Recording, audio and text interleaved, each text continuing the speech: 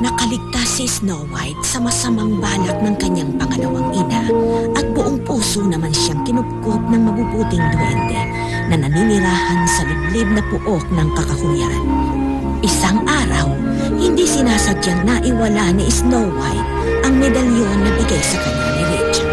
Sa kabutihang palad, natagpuan iyon ni Pig, ang kaibigan niyang Squirrel. Halos hindi mapatawad ni Snow White ang kanyang nagawa dahil ang medalyon ang tanda ng kanyang pagmamahal kay Richard.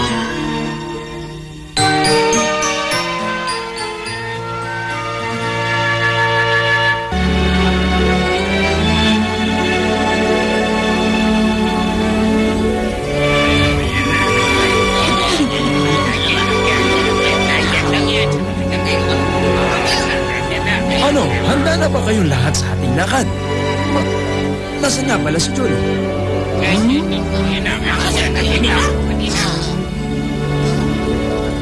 Sandali lang, tatawagin ko. Jolly? Hinihintay ka na nila.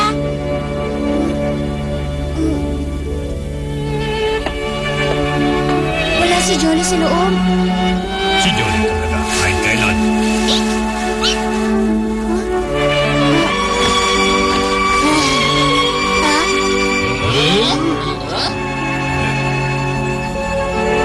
Jolly, akin ang kumot mo. Ibibilit ko sa araw. Huwag na, Snow White. Ibali na lang.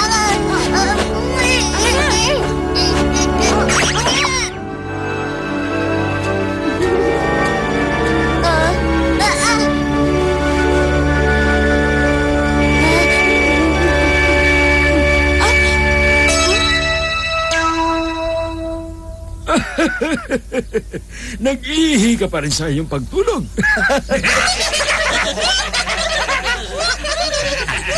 Baka nagtampo ang bunso. Jolly, nagdaan din kaming lahat sa ganyan. Tayo na. Marami na tayong naaksayang oras. Sandali.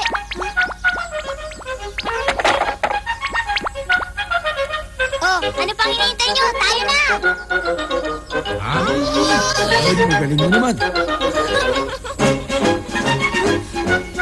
Paalam, Snow White. Ingat kayo.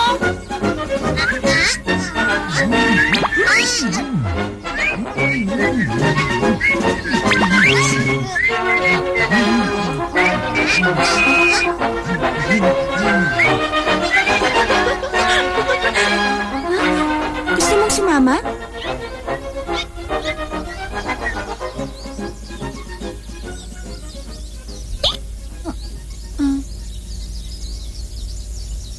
Pig, alam mo, naalala ko ang aking mga alagang hayop.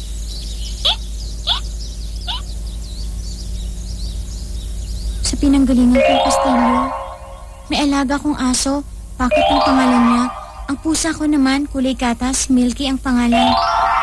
At ang alaga kong kalapati, ang pangalan naman, Kuko.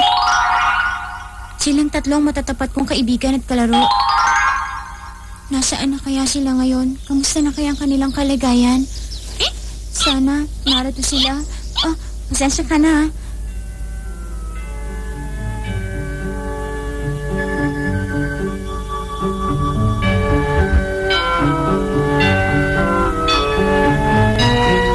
Lingid sa kaalaman ni Snow White, nilisan na rin ng kanyang tatlong alaga ang kastilyo upang siya ay muling makapiling.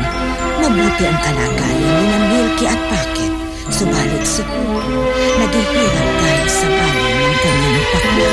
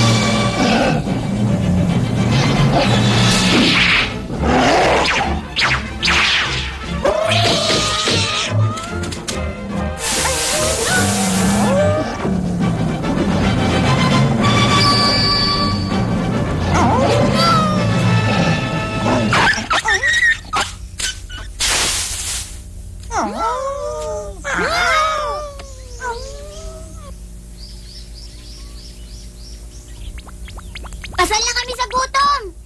Handa na ba ang aming pagkain? Huh?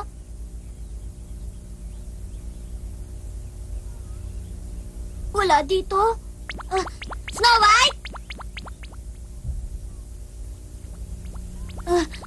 Nasaan na siya? Snow White? Aba, ba't ka sumagot? Ikaw ba si Snow White? Ha? Nawawala siya. Masamang balita! Nawawala si Snow White! Masamang balita! Nawawala si Prinsesa Snow White! Aray ko. Nasaktan ka ba, Jolly? Maraming salamat sa'yo.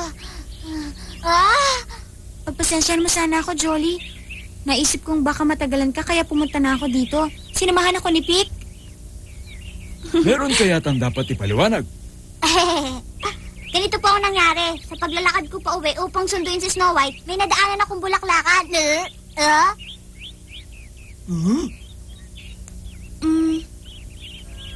Para sa'yo. Aba? Salamat, Jolly. Kakaibang bulaklak. Swerte ang hatid na bulaklak na yan. Kaligayahan ang ibig sabihin ng 4 na dahong ito. Si Milky, si Pocket, si Cuckoo, at ito naman si Richard.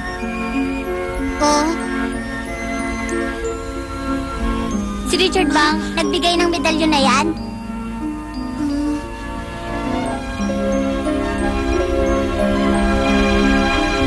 Muling nanumbalik sa alaala ni Snow White ang pangakong binitiwan sa kanya ni Richard. Puno ng pag-asa si Snow White. Natuto pa rin ni Richard ang pangakong yun.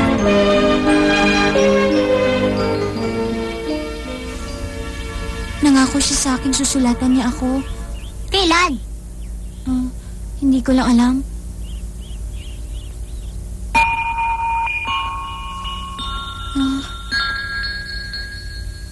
Sana makapiling ko na sila sa lalong madaling panahon.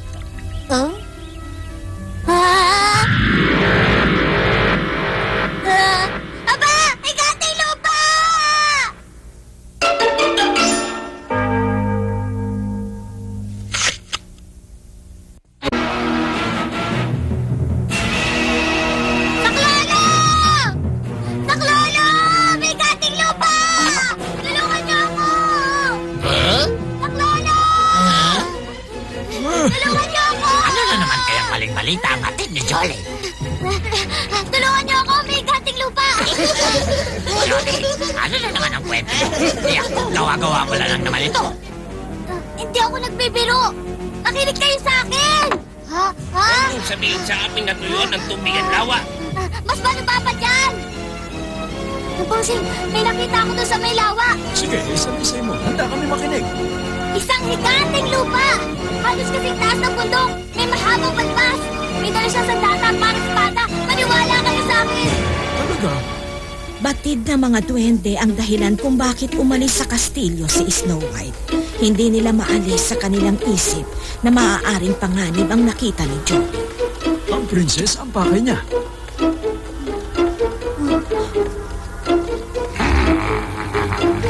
Maging higante man yon, dapat handa tayong ipagtanggol si Snow White. Tama ka. Gagawa tayo ng paraan upang mapalaya siya sa ating kakahuyan. Alisin ang pangamba. Kami ang mangangalaga. Gourmet, Bakit po? samahan ng prinsesa pauwi sa ating bahay. Narito si Gourmet. Handa sa lahat ng oras ipagtanggol ang Prinsesa Snow White at sino man ang humarang sa amin. Bakit? Anong nakakatawa? Kung yan ay palalaban, walang matatakot sino man. Ang matabil na labi ay tigil na. Pag hindi nakapagtimpi, lagot ka.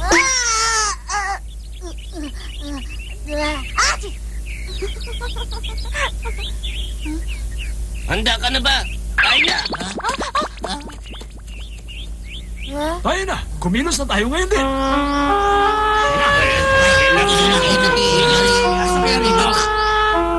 Bossing, dito ko lang siya nakita nakatayo kanina. Sandali. Tingnan ninyo. Aba, makasito ng paa ng isang tao. Napakalaki naman ng paa ng taong yan. Sundan natin kung saan patungo.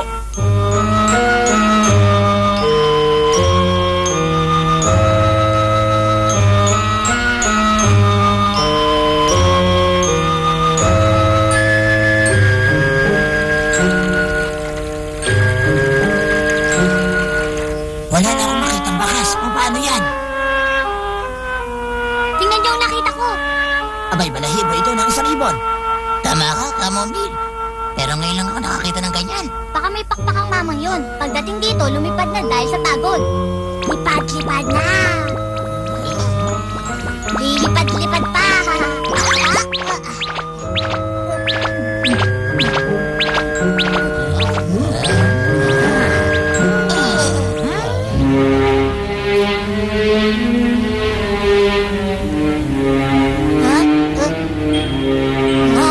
Jolly, sabihin mo kung may nakikita ka. Sandali! Parang may nakikita akong gumagalaw sa pantalon. Kumbe, tayo na. Bilis. Huwag niyo ako iwan!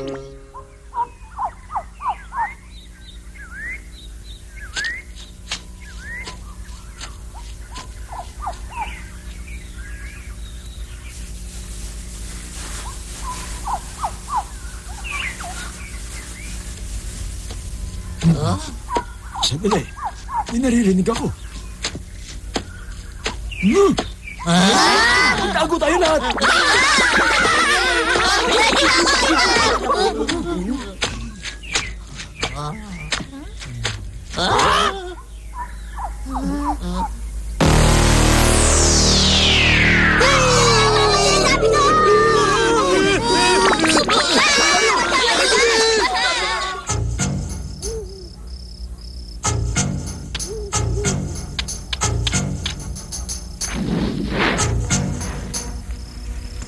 Makinig kayo.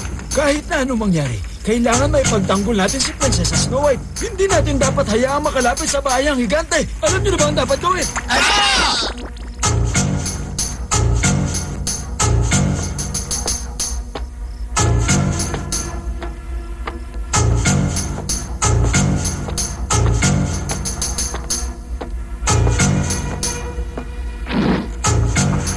Narito na siya! Ngayon na. Ngayon na raw.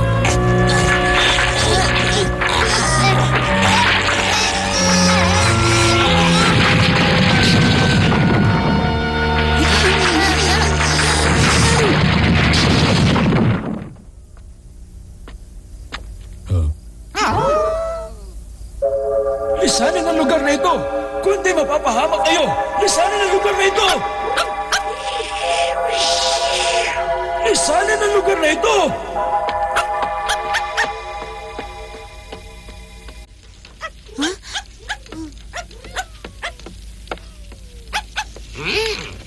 Masarap! Ano kaya yun? Gourmet, wala ka bang narinig? Hindi kaya... Titingnan ko. Princess Snow White, saan ka pupunta? Bumalik ka, Princess Snow White! Princess Snow White! Hintay! Sandali lang! Princess Snow White! Wala maingay. Wala ka na dapat ipag-alala. Napatakbo namin ang higanteng mama. Ha?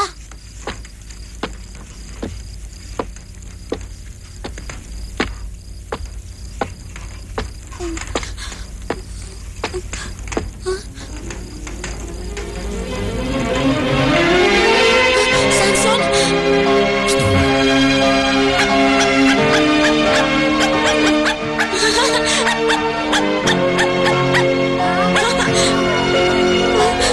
Hindi ba ako nananaginip? Totoo ba ito? Milky, bakit? Kuko?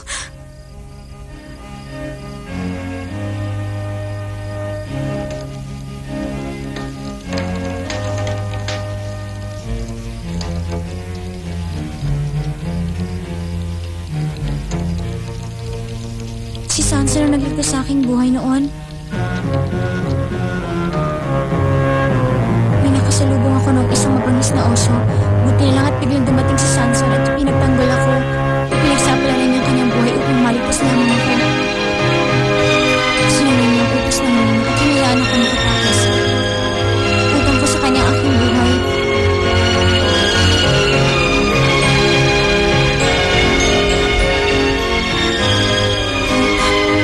Salamat, Sanson, sa pag-aalaga sa aking mga hayop. Humihingi kami ng kapatawaran sa iyo, Amang. Naging marahas ang aming pagkilos. Maswerte pa rin tayo. Kasalanan mo lahat ito.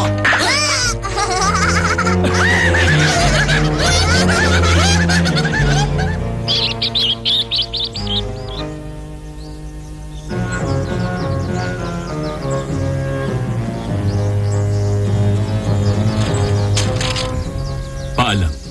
Pagpalain ka nawa ng mabuting spirito. Ang iyong ngiti. Ang kaligayahan mo ay kaligayahan ko rin. Paalam.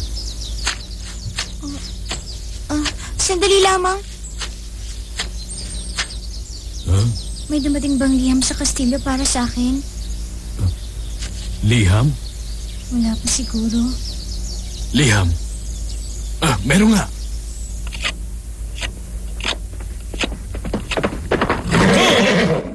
Maaari bang magtanong sa inyo? Tama ba ang tinatahak kong landas patungo sa kastilyo ni Prinsesa Snow White? Tama. May liham. Tiyak ko, liham ni Richard ang hatid niya.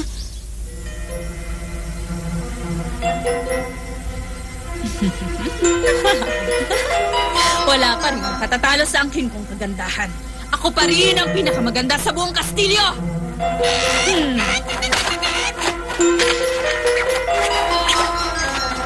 Mahal ko ang Prinsesa Snow. Richard. Ayan, may bago ka mapaglalaroan na aking alaga. Hindi na rin naman matutunghayan ni Snow White ang liham na yan.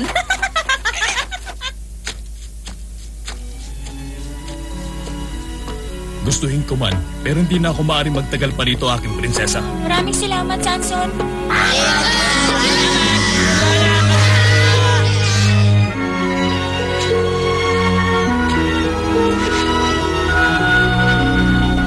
Kapiling na muli ni Snow White ang kanyang mga alagang hayop. Bukod pa dito, masaya na rin siya sa piling ng 7 prende. Hindi na siya malungkot. Hindi na nag-iisa, subalit may tuwa sa kanyang puso na tanging si Richard lang ang makapagpupuno at makapagpuno